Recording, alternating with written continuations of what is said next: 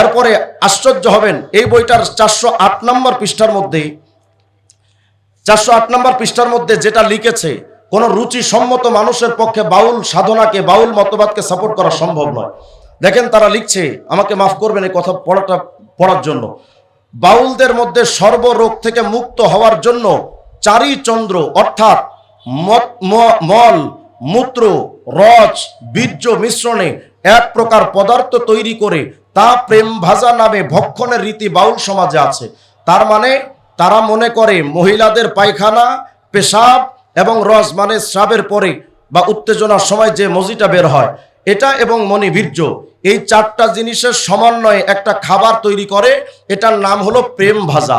এই প্রেম ভাজা খাইলে তাদের আর কোনো রোগ ব্যাধি হয় না। এই চারি চন্দ্র সমগ্র শরীরে কপালে, বুকে, পিঠে, মাথায় মর্দন করাও হয়ে থাকে।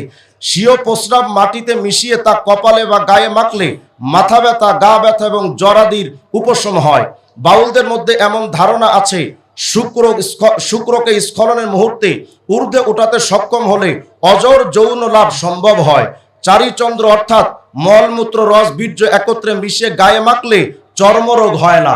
আমরা বলেন শরীরের চর্মরোগ তোরা নিভাতে গিয়ে ইমানই চর্মরোগ বানায় ফেলছে।